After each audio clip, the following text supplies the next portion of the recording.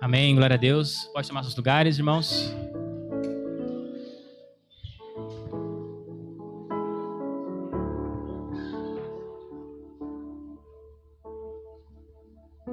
Convido a todos a abrirem as suas Bíblias em Gênesis capítulo 11.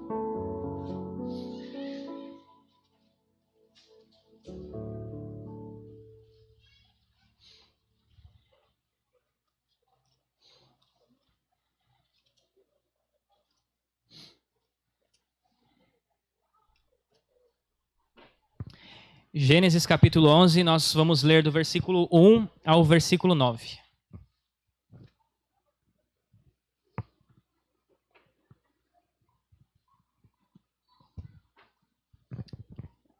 Amém? Gênesis capítulo 11, do versículo 1 ao versículo 9, diz assim: Houve um tempo em que todos os habitantes do mundo falavam a mesma língua e usavam as mesmas palavras. Ao migrarem do leste, encontraram uma planície na terra de Babilônia, onde se estabeleceram.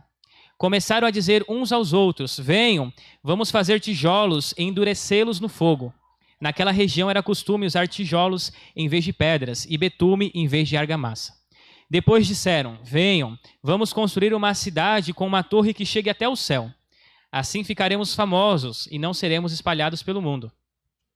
O Senhor, porém, desceu para ver a cidade e a torre que estavam construindo. Vejam, disse o Senhor, todos se uniram e falam a mesma língua. Se isso é o começo do que fazem, nada do que se propuserem fazer daqui em diante lhes será impossível. Venham, vamos descer e confundi-los com línguas diferentes, para que não consigam mais entender uns aos outros. Assim o Senhor os espalhou pelo mundo inteiro, e eles pararam de construir a cidade. Ela recebeu o nome de Babel, pois ali o Senhor confundiu as pessoas com línguas diferentes e as espalhou pelo mundo. Amém? Oremos. Deus, pedimos a tua bênção neste momento da palavra. Senhor, peço que o Senhor possa usar a minha vida para falar aquilo que o Senhor tem, meu Pai amado, para dizer à tua igreja. Que o Senhor também possa abençoar os nossos corações, que possamos estar atentos a ouvir a tua voz, que possamos estar, meu Pai amado, focados, Senhor, na tua palavra, naquilo que o Senhor tem a dizer. Pedimos que o Senhor nos livre de qualquer distração, para que possamos, ó Deus, aproveitar ao máximo aquilo que o Senhor tem para nós hoje. Pedimos assim, crendo, ó Deus, na tua bênção neste momento, em nome de Jesus. Amém.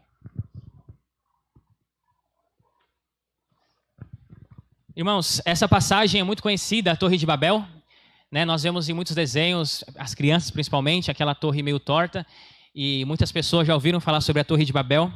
Só que tem muita coisa interessante nessa passagem que nós podemos aplicar em nossos dias hoje, em relação até ao nosso sentido de cultura. Justo Gonçalves, um escritor que escreveu o livro Evangelho e Cultura, ele define a cultura como o meio em que um grupo de pessoas interage entre si e entre o ambiente externo. Então, por exemplo, quando nós definimos cultura, é uma forma em que uma pessoa ou outra se relaciona. O que nós conhecemos hoje, que é muito forte no relacionamento entre culturas, é a língua, certo? Então, por exemplo, o pessoal aqui da América Latina fala espanhol. Então, a parte da língua deles faz parte da cultura deles. Mas também faz parte da cultura a forma como o ser humano se relaciona com o ambiente externo. Por exemplo, a agricultura. Na agricultura, as pessoas elas descobriram um meio de sobreviver, certo? E na agricultura foi um modo de mover e moldar a cultura daquele povo. Porque através do relacionamento entre si, entre as pessoas e o relacionamento entre o ambiente externo, gerou-se a cultura. E se nós olharmos na Bíblia, foi Deus quem criou a cultura. Amém? Lá em Gênesis capítulo 1, do versículo 27 ao versículo 28, diz assim: Assim Deus criou os seres humanos, a sua imagem e a sua semelhança. Homem e mulher os criou. Então Deus os abençoou e disse: Sejam férteis, multipliquem-se e encham e governem a terra. Olha só, Deus criou homem e mulher, o relacionamento entre dois, certo? Faz parte da cultura, relacionamento interno. E Deus disse o quê? Encham a terra, multipliquem, dominem, governem a terra, o relacionamento externo. Então nós vemos aqui que a cultura vem de Deus. Quando Deus criou o ser humano, logo ele criou a cultura, logo ele criou a forma do ser humano se relacionar um com o outro e se relacionar com o ambiente que o circunda, né? Com o ambiente externo. E se a gente for caminhando pela Bíblia, a gente vê que algo muito sério aconteceu com a humanidade, que foi o pecado. A Bíblia diz que Adão e Eva pecaram, e por este pecado eles foram afastados da glória de Deus. Só que esse pecado não só afetou Adão e Eva, não só afetou os dois primeiros seres humanos deste planeta, mas afetou todos os outros, porque a cultura foi manchada pelo pecado. Se Deus criou a cultura, criou o homem, criou a mulher, a forma de ele se relacionar entre si, relacionar com o ambiente circundante, o pecado manchou essa cultura. Agora a Bíblia diz que, portanto, da mesma forma como o pecado entrou no mundo por um homem, e pelo pecado a morte, assim também a morte veio a todos os homens, porque todos pecaram. Então, quando Adão e Eva ouviram a serpente com aquele discurso, se você comer esse fruto, você será igual a Deus, a partir daquele momento, aquele ego, aquela soberba humana de, puxa, olha, eu posso ser igual a Deus, eu posso ser criado, ser como o meu Criador. E a partir desse momento em que eles pecam e são afastados do jardim, tem a separação entre a glória de Deus e aqueles homens, porque Deus não consegue tolerar o pecado. Deus é santo, é justo juiz e ele abomina o pecado. Então, através desse pecado, toda a cultura carrega sobre si este peso, este pecado. E a Bíblia diz que por causa do pecado, todos nós estamos destituídos da glória de Deus. O que significa? Significa que aquela cultura perfeita que Deus criou no Jardim do Éden, onde o homem se relacionava com a criação, com o Criador, foi manchada pelo pecado. E por causa desse pecado no Jardim do Éden, todos nós somos pecadores. E quando nós pensamos na cultura, pensamos no ser humano, nós conseguimos ver as características nossas que nos mostram quanto nós somos falhos e quanto nós somos talvez até tendenciosos a fazer coisas erradas. Se não bastasse isso, depois que Adão e Eva é expulso do jardim, nós temos a passagem de Caim e Abel, o primeiro assassinato na história. Olha só o pecado que manchou a cultura, agora também está afetando o quê? A forma como as pessoas se relacionam entre si.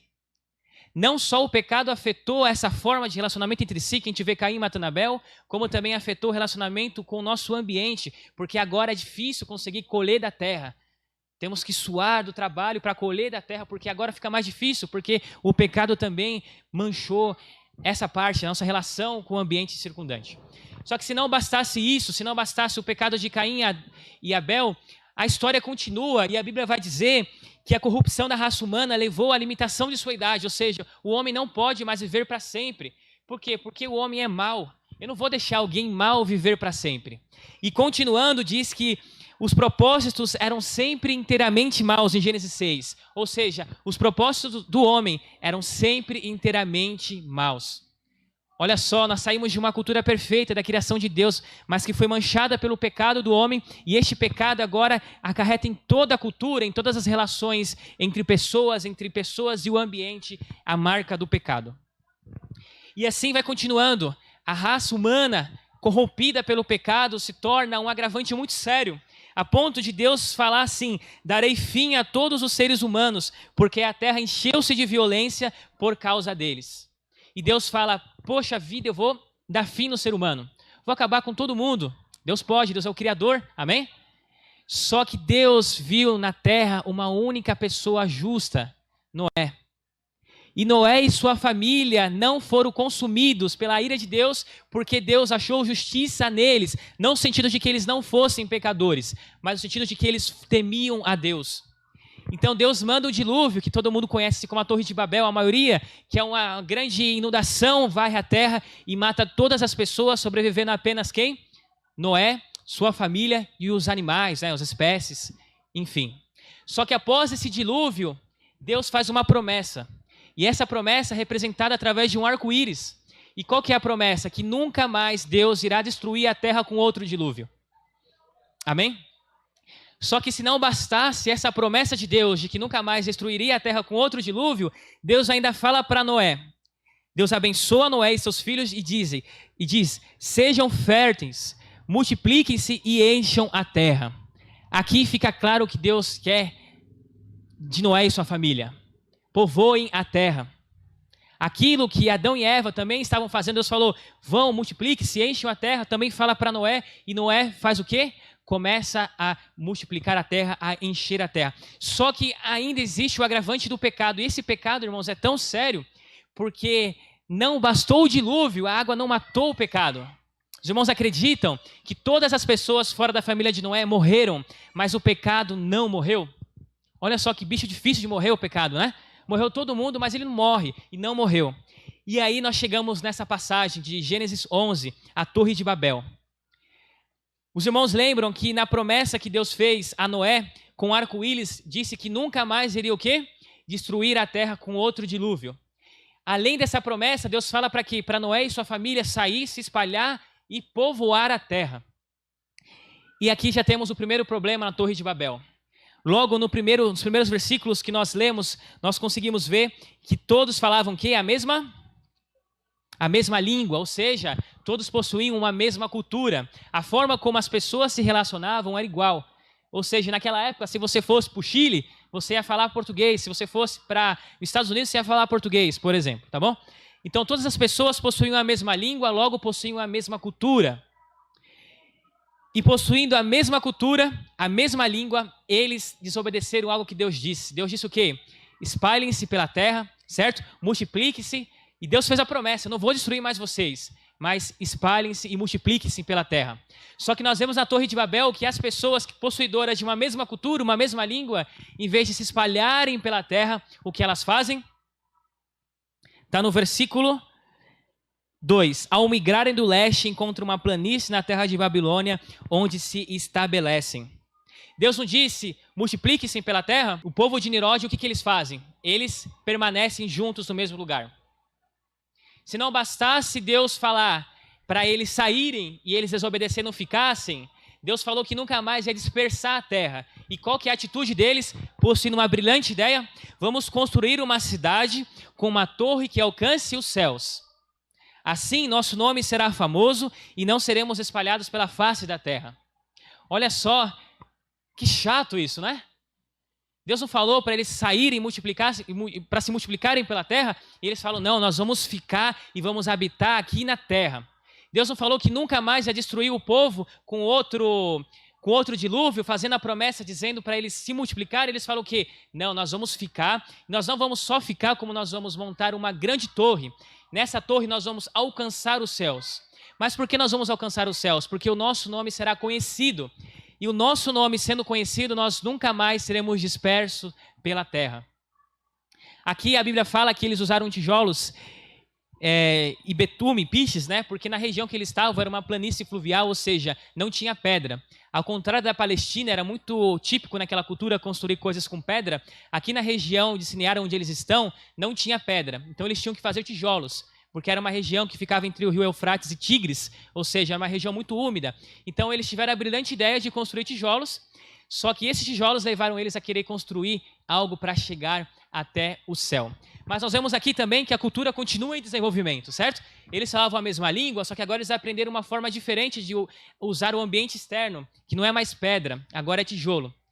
E aí, continuando, nós vemos essa brilhante ideia. E esse talvez, irmão, seja o problema básico de toda a cultura. Por quê? O problema básico de toda a cultura escravizada pelo pecado é que não basta apenas aquilo que Deus deu para você. Deus não deu autoridade para Adão e Eva, para eles governarem a terra. Para Adão e Eva não bastou o governo da terra, eles queriam ser igual a Deus. Deus não deu a capacidade do povo de se espalhar, se multiplicar e fazer de grandes nações. Para eles não bastava isso. Eles queriam ser igual a Deus. E isto é algo que o pecado traz para a cultura nossa.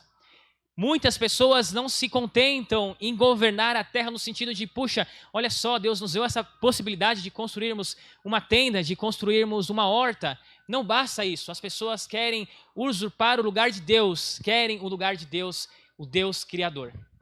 E isso é muito sério, né? É muito sério, porque ao invés de confiar na fidelidade de Deus, dizendo, puxa vida, nós vamos fazer algo bonito, porque Deus disse para a gente se espalhar pela terra, Deus nos abençoou. Em vez de confiar na fidelidade de Deus, aquele povo da Torre de Babel faz o contrário. Além de não confiar na fidelidade de Deus, querem ser igual a Deus. A pergunta que nós temos que nos fazer para mim, eu faço para os irmãos. Será que nós realmente confiamos na fidelidade de Deus, naquilo que Deus fala, nas promessas de Deus? Naquela região da Mesopotâmia, era muito famosa uma torre, um templo chamado Zigurate. Esse templo era construído numa forma de pirâmide, mas não uma pirâmide assim igual nós conhecemos, uma pirâmide com degraus, para que as pessoas pudessem subir até o topo. Então, os irmãos, imaginem um quadrado, uma base maior, e vai diminuindo a base até chegar em cima. Naquela região da Mesopotâmia, as pessoas faziam esses templos para deuses. E era de costume daquela cultura, eles fazerem no final, no último andar, ser um santuário para o deus ou para a deusa que aquele povo pagão adorava. Só que a ideia daquele santuário não era ascender até o céu, não era chegar até o Deus que eles adoravam, mas era ter a expectativa de que o Deus que eles adorassem descesse e falassem com eles. E é nessa especificação de torre que a Torre de Babel é construída. A Torre de Babel, naquela região que nós vemos aqui na região da Mesopotâmia, é uma torre de zigurat. É uma torre construída muito alta, com a parte mais da base maior, a parte de cima menor, e vai diminuindo. Os tijolos que deveriam ser usados para construir casas e abrigar as pessoas, agora estavam sendo usados para construir um edifício que chegasse até a Deus. Um edifício que não que fizesse o nome de Deus glorificado, mas um edifício que fizesse o nome do homem glorificado. Um edifício que não fizesse com que eles conseguissem ter a presença de Deus, mas que eles pudessem ser o seu próprio Deus. Um edifício que levasse as pessoas a serem famosas. A fama levou aquele povo a construir aquele edifício, porque eles queriam ser igual a Deus. Então, Deus faz o quê? Deus confunde o quê? A língua daquele povo. Imagine só aqui no mutirão, nós trabalhando e cada um falando uma língua, né? Um irmão aqui em cima do andaime pendurando a tenda, pede uma ferramenta para o outro em outra língua, o outro não sabe, pergunta para o outro em outra língua, o outro também não sabe. Seria basicamente os irmãos chegarem e falar como combostar, eu falar em vez de instadrito, falar tudo bem, outro irmão shalom bapadembu, outro irmão graça e a paz. A confusão total. E quando nós temos isso, essa confusão total, nós sabemos que o trabalho não anda, porque um trabalho unidade é um trabalho que rende, certo? E não foi diferente na Torre de Babel. Quando Deus confundiu a língua do povo, ele sabia que seria a única forma de fazer com que aquelas pessoas parassem um pouco de edificar aquele fracasso na vida delas de tentar ser o seu próprio Deus. A atitude de Deus é uma repreensão momentânea, fazendo as pessoas se dispersarem, falando línguas diferentes, mas também é algo que Deus pensou já lá na frente, porque Deus fala, em breve nada poderá impedir o que planejam fazer. Deus sabia que se não interrompesse naquele momento, aquele povo, eles continuariam tentando e pecando contra Deus. E não existiria mais nada do que eles não pudessem tentar fazer. Então, quando Deus toma essa atitude de confundir a língua daquelas pessoas, Deus também está falando, agora eles vão ter até que mais uma chance, porque eles não vão estar com a mesma cultura, vão estar espalhados, vão estar falando a mesma língua, ou seja, eles vão ter menos tempo para talvez ficar querendo maquinar para ser igual a Deus. E é assim que Deus faz também com os primeiros habitantes da terra, Adão e Eva. Quando Deus expulsa eles da terra, ele diz assim, então o Senhor disse, vejam, agora os seres humanos se tornaram semelhantes a nós, pois conhecem o bem e o mal. E se eles tomarem do fruto da árvore da vida e dele comerem, viverão para sempre. Para impedir que isso aconteça, o Senhor Deus os expulsou do jardim do Éden e Adão passou a cultivar a terra a qual tinham sido formado. Ou seja, Deus expulsou Adão e Eva do jardim do Éden porque sabia que se eles permanecessem lá, eles permaneceriam eternamente com esse fardo do pecado. Assim que quando Deus confunde a língua do povo da Torre de Babel, Deus está falando o quê? Temos que dar um basta nisso de alguma forma, porque se eles continuarem falando a mesma língua, eles vão continuar tentando e pecando contra Deus. Amém? Agora o que é interessante, irmãos, a gente pensar sobre a Torre de Babel, é porque tem uma passagem na Bíblia que maravilhosa, que a maioria dos irmãos já conhecem, que tem tudo a ver com o que aconteceu na Torre de Babel. Essa passagem é o Pentecoste, descrito lá em Atos. Eu convido os irmãos a abrirem as suas Bíblias em Atos, capítulo 2, nós vamos ler do versículo 1 ao versículo 12. Nós agora entendemos um pouco sobre a Torre de Babel, sobre a circunstância em que ela foi criada, sobre os seres humanos quererem ascender aos céus para usurparem o lugar de Deus, ou seja, se tornarem o seu próprio Deus. Só que nós temos uma passagem maravilhosa em Atos. Atos capítulo 2, do versículo 1 ao versículo 2. Todos acharam, amém? Diz assim, no dia de Pentecostes todos estavam reunidos num só lugar. De repente veio do céu um som como de um poderoso ventaval e encheu a casa onde estavam sentados. Então surgiu algo semelhante a chamas ou línguas de fogo que pousaram sobre cada um. Todos ficaram cheios do Espírito Santo e começaram a falar em outras línguas conforme o Espírito os habilitava. Naquela época, judeus devotos de todas as nações viviam em Jerusalém. Quando ouviram o som das vozes, vieram correndo e ficaram espantados, pois cada um deles ouvia em seu próprio idioma. Muitos admirados exclamavam: como isso é possível? Estes homens são todos galileus. E, no entanto, cada um de nós nos ouve falar em seu próprio idioma.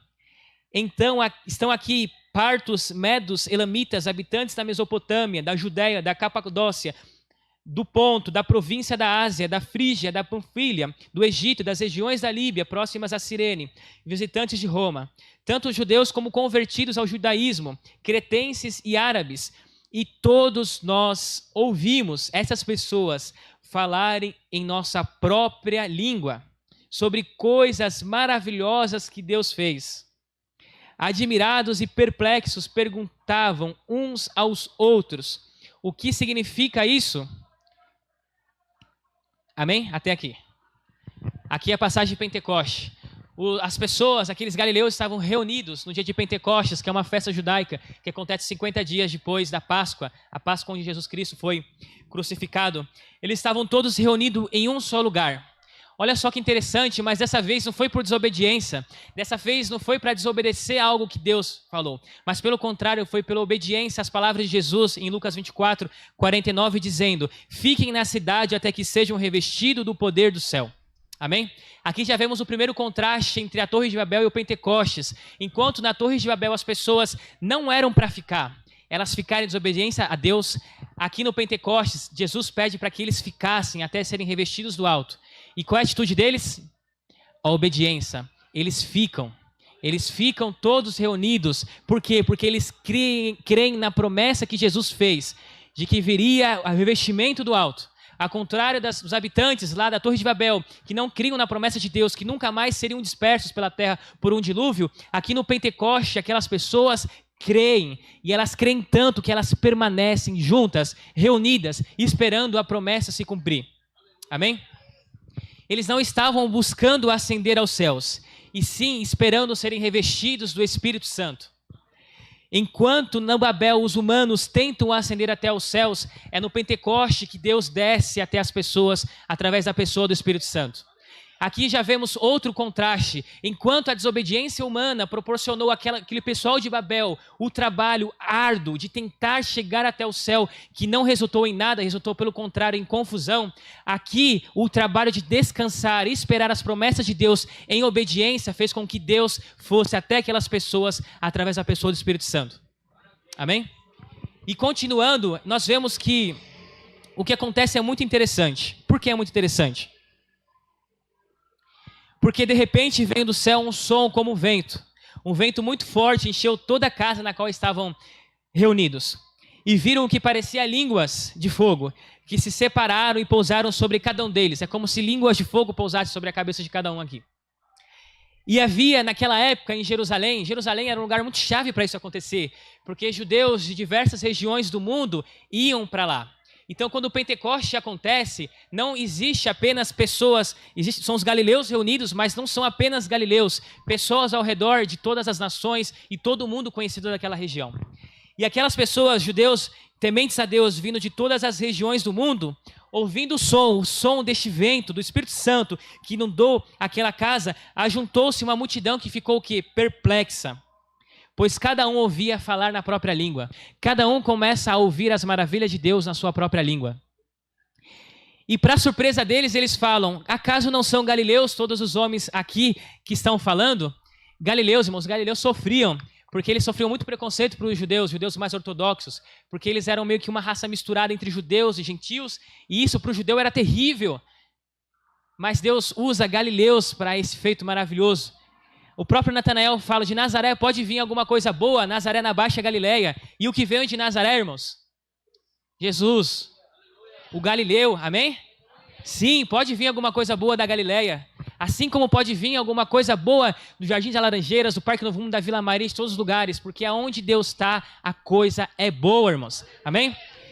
E aí, continuando, nós vemos aqui que todos ouviram na sua própria língua. Só que o relato da Bíblia é tão interessante, é tão completo, que nós conseguimos entender a dimensão desse ouvir na própria língua. Porque estavam lá reunidos partos, medos, elamitas, habitantes da Mesopotâmia, Judéia, Capadócia, Ponto e da província da Ásia, Frígia, Panfilha, Egito, as regiões da Líbia, próximas a Cirene, visitantes vindo de Roma, ou seja, aqui é descrito tanto judeus como convertidos ao judaísmo. Aqui é descrito desde o Oriente ao Ocidente. Aqui é descrito todo o mundo conhecido da época.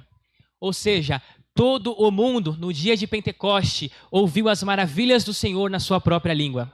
E o que é mais interessante no Pentecoste é que nós vemos que a missão da igreja não é para dentro, mas não é centrípeta, não é para dentro, mas sim de dentro para fora. Deus poderia muito bem ter feito com que todas as pessoas entendessem a língua dos galileus, não podia?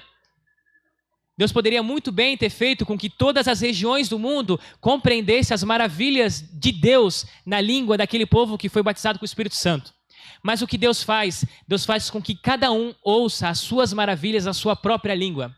Deus reúne essas pessoas no Pentecostes para ouvir as suas maravilhas de uma forma personalizada, ou seja, na sua própria cultura, no seu próprio modo de falar. Deus fazendo isso mostra que o evangelho não está preso a uma cultura. O evangelho é intercultural, o evangelho ele envolve todas as culturas, todos os povos, todas as línguas, raças, tribos e nações. Amém? E isso fica claro quando as pessoas ouvem as maravilhas de Deus na sua própria língua. Se antes a confusão, as línguas diferentes de Babel causou distanciamento, aqui a diferenciação de língua junta as pessoas. Olha só que maravilha.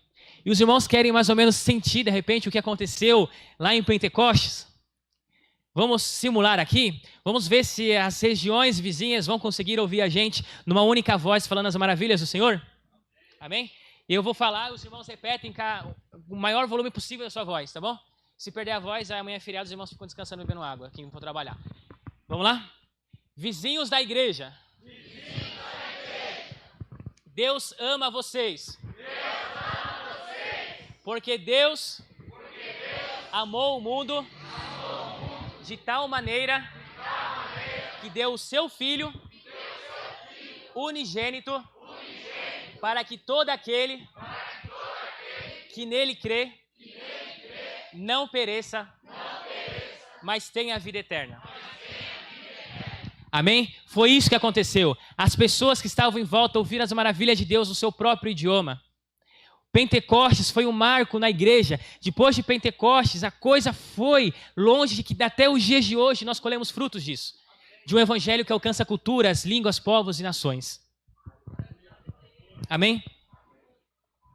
Só que, irmãos, entre o Pentecostes e entre a Torre de Babel aconteceu muita coisa. Amém? Nós ficamos surpresos até ao ler Gênesis 11, no final, quando o autor fala que a torre foi chamada de Babel, porque Babel é um nome hebraico para Babilônia. E nós vamos falar um pouco mais sobre a Babilônia daqui para frente.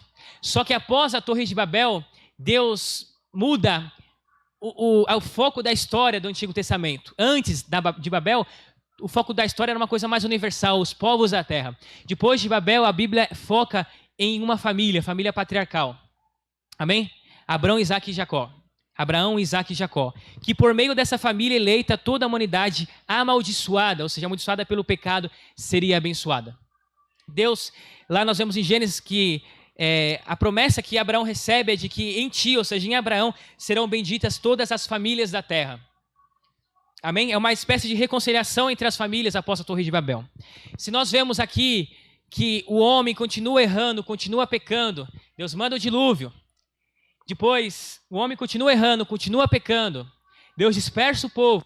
Deus faz uma promessa com Abraão, dizendo que através dele, todas as famílias da terra serão abençoadas. E quando nós falamos aqui, todas as famílias da terra, não significa as famílias de Abraão, mas sim todas as famílias. A terra inteira será abençoada.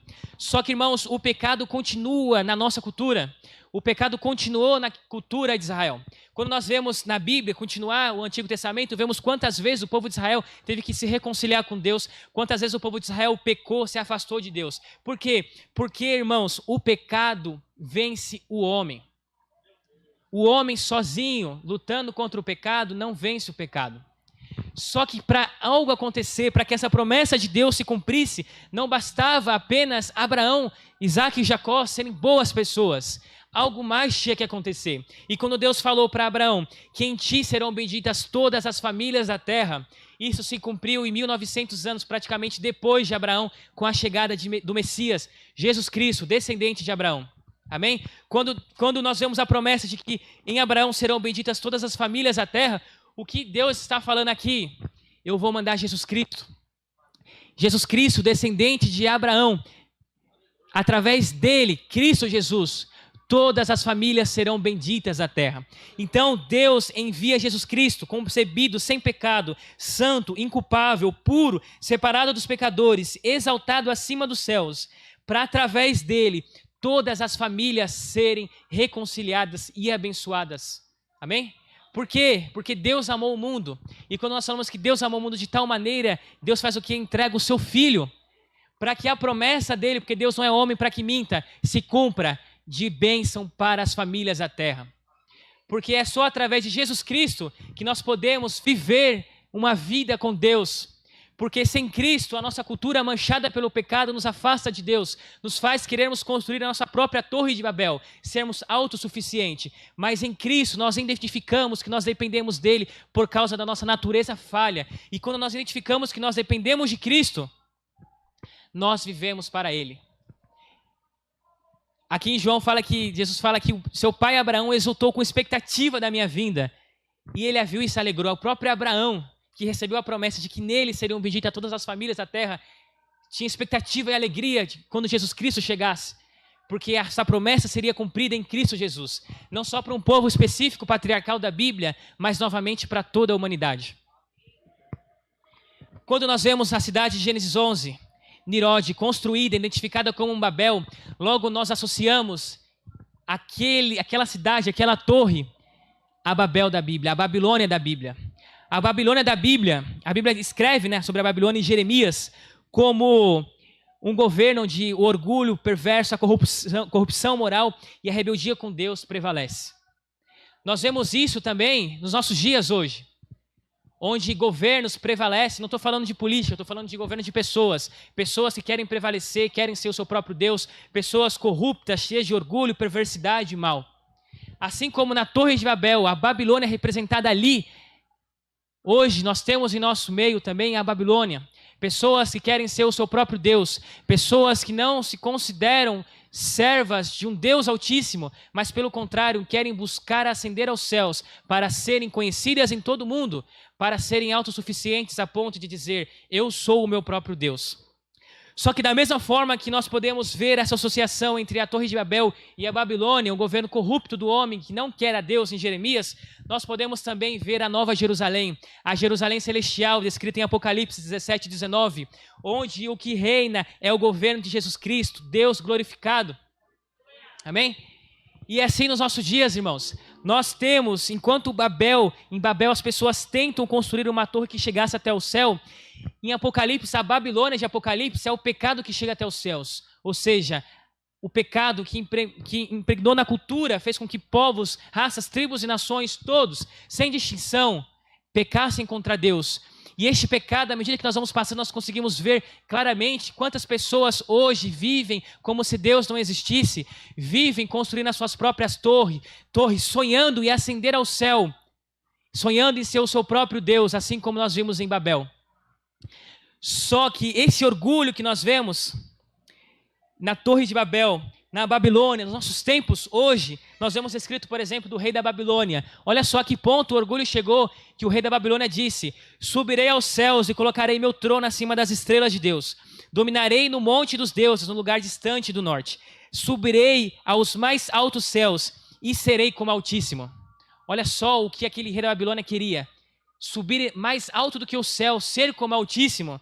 E na Bíblia também vemos Tiro dizer, um outro rei, sou um Deus, sento-me num trono divino, sento num trono divino, no coração do mar. Sabe qual a resposta que os dois recebem? Primeiro rei da Babilônia, é esse homem que fazia a terra tremer e abala os reinos do mundo? Este que falou que ia subir até o céu e ia ser exaltado, é este daí? ele foi destruído, irmãos, assim como a Torre de Babel foi. A resposta que Tiro recebe é muito interessante também em Ezequiel. Você é apenas um homem, morrerá no fundo do mar, ferido violentamente. O orgulho que Tiro tinha, dizendo que ele era um Deus, sentava-se no trono divino, ele recebeu a seguinte resposta: filho, você é apenas um homem, morrerá de forma violenta no fundo do mar. Todas as pessoas que se levantaram dizendo que eram seu próprio Deus, caíram. Todas as torres construídas, querendo ascender ao céu, querendo que o homem fosse poderoso, fracassaram. Amém? Enquanto a humanidade, a cultura de uma forma geral, caminhava para a destruição total, Deus envia o seu Filho. E quando vemos na Bíblia que Deus amou o mundo, este amor é um auristo no grego que tem os 3 tempos, nós não temos isso no português, passado, presente e futuro. Ou seja, Deus amou o mundo, Deus ama o mundo e Deus amará o mundo de tal maneira que Ele deu o seu Filho para que todo aquele que nele crê não pereça, mas tenha a vida eterna. Aquilo que a humanidade não conseguiu com as suas torres de orgulho, aquilo que a humanidade não conseguiu com a sua torre de Babel, Deus conseguiu, Jesus Cristo conseguiu através de uma cruz de humilhação. Aquilo que a humanidade quer hoje, na sua Babilônia, no seu governo sem Deus, ascender aos céus, que todos sejam um, no sentido de poder, no sentido de eu quero, eu posso, eu tenho, eu devo, eu sou um super-homem. Assim como aconteceu na Torre de Babel, nos fins dos tempos, também acontecerá com a nossa Babilônia. Ela será destruída. Porém, aqueles que, assim como em Pentecostes, permanecem em obediência às promessas de Deus, firmes, tementes em Cristo, reconhecendo que só em Cristo nós temos acesso a Deus, enfrentarão os problemas deste mundo, que passará, mas habitará para sempre, não em uma torre, numa Babilônia destruída, mas em um novo céu, uma nova terra, em uma Jerusalém celestial. E o que a humanidade queria naquela Torre de Babel, a unificação, dizendo uma só cultura, um só povo, nós somos Deus. E não conseguiu, nós vemos realizado na pessoa de Jesus Cristo. A nossa reconciliação com Cristo, através da cruz. Nisso que não há judeu, nem grego, não há servo nem livre, não há macho nem fêmea, porque todos vós sois um em Cristo Jesus. A humanidade dispersa agora é reconciliada em Cristo. A humanidade que queria ser uma só, hoje não é mais uma só e nem vai ser. Deus falando isso não está falando o seguinte: Jesus não quer que você aprenda o mesmo idioma, que a gente se torne cristão, falemos o mesmo idioma, moremos no mesmo país. Não.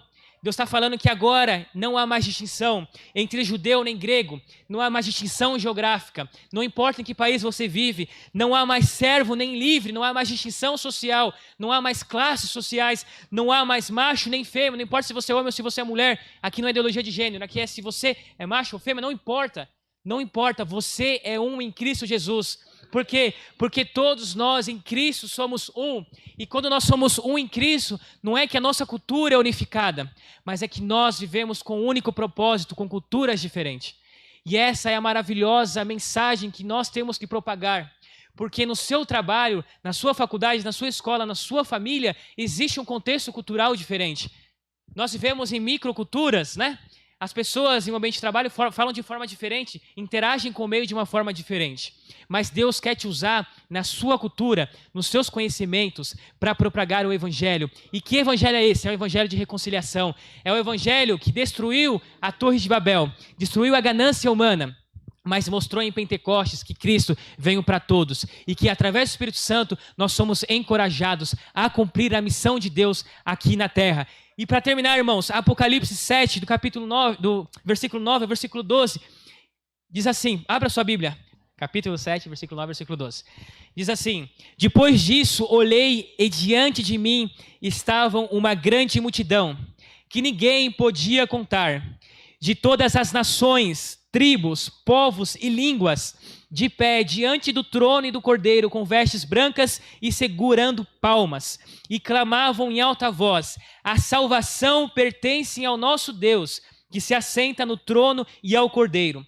Todos os anjos estavam de pé ao redor do trono, dos anciões, dos 4 seres viventes, e eles se prostraram com o rosto em terra diante do trono e adoraram a Deus, dizendo: Amém. Louvor e glória, sabedoria, ações de graça, honra, poder e força sejam ao nosso Deus para sempre, para todos sempre. Amém. Irmãos, esse vai ser o desfecho final de quem crê em Cristo e reconhece Ele como Salvador. Amém? Assim como aconteceu em Babel, a Babilônia representa o sistema do mundo que se opõe a Deus. Esse sistema será vencido de uma vez por todas. Será vencido de uma vez por todas, irmãos. Amém? Não existirá mais Babel, não existirá mais Babilônia, não existirá mais governo humano que tenta usurpar o lugar de Deus. Será de uma vez por todas vencida. Seus construtores serão destruídos. Construtores de Babel, construtores da Babilônia, serão destruídos de uma vez por todas. Porque é isso que o pecado levou à destruição do homem e continuará levando se nós não nos apegarmos a Cristo. Mas, irmãos, aqueles que em Cristo Jesus foram reconciliados com Deus estarão na Jerusalém Celestial. E será bonito demais ver na Jerusalém Celestial todas as nações juntas, reunidas, louvando ao Senhor. Todas as tribos juntas, reunidas, glorificando a Deus. Todos os povos adorando ao único que é digno. Todas as línguas cantando louvores ao Senhor. Por quê? Porque através de Cristo nós somos um. Isso não faz com que a sua cultura morra, com que o seu modo de ser morra, faz com que o pecado morra em sua vida. Deus enviou seu Filho não para desfazer as nossas diferenças, porque eu penso diferente que você, para que sejamos todos iguais, mas para quebrar esse pecado maldito que arrasta a raça humana para Babel. Amém? Que você nesta noite possa refletir e pensar nisso. Será que o seu dia a dia tem refletido uma pessoa que vai viver numa nova Jerusalém, na Jerusalém Celestial? Ou será que você tem andado com pás, tijolos, tentando construir uma torre de Babel? Tentando viver uma vida onde Deus não governa, uma vida onde Deus não é Senhor soberano, uma vida onde Deus fica de lado? Ou será que você apenas lembra de Deus em momentos como esse, de culto, ou em momentos que você necessita? Será que o reflexo do seu dia a dia, irmãos, o nosso ano é feito de meses, os nossos meses de semana, a nossa semana de dias, as nossas dias de horas, as nossas horas de minutos, os nossos minutos de segundos, os segundos de vidas que você tem, refletem na forma como você vai viver a sua vida inteira. Será que os segundos de vida que você vive, refletem o governo soberano de Deus, o Deus de Pentecostes, que abençoa as pessoas de todas as raças, tribos e nações? Ou será que você tem escolhido para quem a mensagem do Evangelho vai chegar através da sua vida? Será que você tem feito barreiras pensando, esse não merece, esse não pode, essa cultura não, essa língua não, esse costume não? Ou será que assim como Deus que enviou Jesus Cristo para todos, você tem anunciado essa mensagem para todos? Quando falamos hoje de manhã de ser uma igreja missional e não missionária, é isso, irmãos. É uma igreja que se enxerga enviado no contexto onde está. É uma igreja que se enxerga enviado no seu trabalho. Você é enviado por Deus no seu trabalho. E não é enviado, irmãos, para encher o saco do patrão, para fazer corpo mole. Você é enviado para ser exemplo. Exemplo em todas as áreas. Você é enviado para ser o melhor funcionário, você é enviado para ser o melhor aluno, você é enviado para anunciar as boas novas de Cristo, porque as pessoas que estão na Babilônia precisam ver quem vai habitar na Nova Jerusalém, porque sabe que é diferente, irmãos, sabe que a única forma de sair da Babilônia é tendo um encontro com Cristo, e esse encontro com Cristo muitas vezes é proporcionado através do seu testemunho, através do agir do Espírito Santo na sua vida. Nós precisamos do Espírito Santo que nos encoraja, e nós já temos o Espírito Santo. A promessa de Lucas foi cumprida em Pentecostes, e essa promessa continua a abençoar gerações e gerações. Então que nessa noite nós possamos refletir e pensar nisso. O nosso Yeshua, o nosso Salvador, reina em nossa vida. Amém? Será que você pode falar Yeshua esta noite? Cristo é minha salvação. Será que você pode declarar isso com a sua voz neste momento? Será que você consegue dizer: Deus, Tu és a minha salvação, Deus, Tu és o meu bom pastor, Deus, Tu és a minha reconciliação, Deus, Tu és maravilhoso, Jesus Cristo, sem Ti eu não sou nada. Sonda o meu coração, Deus. Se existir algo que não Te agrada, quebre, Faça, Senhor, como o Senhor fez em Baal, uma confusão, para que eu entenda de uma vez por todas que eu tenho que parar, que não sou eu, mas é Cristo que vive em mim, que tem que viver em mim, e que Cristo possa ser essa realidade, a salvação possa ser essa realidade. Talvez, se você não conhece a Cristo ainda, Ele está aqui presente, está te chamando, assim como Ele falou com as pessoas em Pentecostes, Ele fala em nosso meio as suas maravilhas. E essa maravilha, irmão, é que você é totalmente amado por Deus, você é totalmente conhecido por Deus, você é totalmente amado por Deus, totalmente conhecido por Deus. E esse Deus que te ama, esse Deus que te conhece, é o Deus que transforma vidas, que restaura, que cria uma nova história, que faz o velho ficar novo, que faz o doente ficar curado. É o Deus, irmãos, que salva. É o Deus que na perdição que nós vivíamos veio ao nosso meio para nos buscar, para nos resgatar. Quem éramos nós, ó Deus, para que o Senhor fizesse isso? Mas nós não vamos entender, porque o amor de Deus está além da nossa compreensão. O que nós podemos fazer é sentir este amor salvador, é sentir que Ele habita aqui dentro, e o Espírito Santo que faz de nós novas pessoas todos os dias, irmãos. Se hoje você pode viver uma nova história, é porque Cristo morreu por você. Se hoje você pode viver em paz, é porque a Babilônia foi vencida em sua vida e o reino celestial está sendo implementado, para que no futuro todos nós juntos, de raça, tribo, nação, línguas diferentes, possamos glorificar este Deus que é Yeshua, que é salvação, que habita em nosso meio. Em o nome de Jesus, que você possa ficar com essa palavra, e que essa palavra não fique só em você, no seu coração, mas que reverbere, assim como em Pentecostes, as maravilhas de Deus nos vizinhos, no seu trabalho, na sua faculdade. Amém? Ore ao Senhor agora, entregue tudo a Ele, em o nome de Jesus.